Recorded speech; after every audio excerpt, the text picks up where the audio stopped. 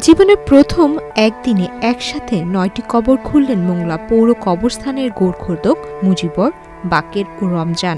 ৯ March শুক্রবার সকালে তারা এই কবর খনন শুরু করেন। দুপুরের আগেই তারা একে একে খনন করেন ৯টি কবর। তার মধ্যে রয়েছে ৭টি বড় ও ২টি শিশু বাচ্চার কবর। বৃহস্পতিবার বিকেলে সড়ক দুর্ঘটনায় নিহত মোংলার সাত্তার লেনের বাসিন্দা রাজ্জাকের পরিবারের ৯ জন নিহত হন। রাতে তাদের লাশ বাড়িতে আনা হয়।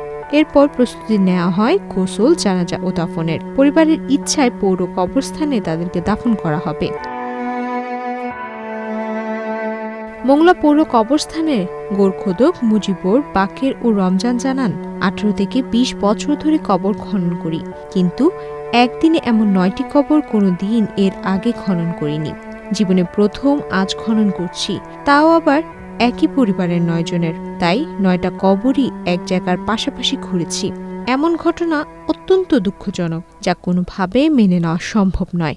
আমার বয়সে আমার ১৭ বছরের ভিতরে আমি দেই নাই যে এক পরিবারের ৯ জন সদস্য এই কবর খুঁজছি। আমার বয়সে আমি আর খুঁজি নেই, এই প্রথম আজকের থেকে আমরা এই খুঁজলাম। আমার বয়সে আমি আর দেখি নেই এরকম এই দুঃখজনক ঘটনা, যেন এরকম না ঘটে। মাইনে নেওয়ার মতন না, এত দুঃখ। আমাদেরও খুব দুঃখ লাগতেছে, আমরা যে কবর খুঁজছি, খুব দুঃখের ব্যাপার। এর আগে কখনো একদিনে এতগুলো কবর খুঁজছেন আপনারা? আমার বয়সে আমি খুঁজি নেই, আর এই পড়তাম আজকে পড়তাম। আজ ২২-২৩ বছর আমরা কবর খুঁজি, এত কবর আমরা কোনদিন খুঁজি নাই। এক পরিবারের আমরা এই ৯টা কবর আজকে খুঁজলাম, এই প্রথম খুঁজলাম।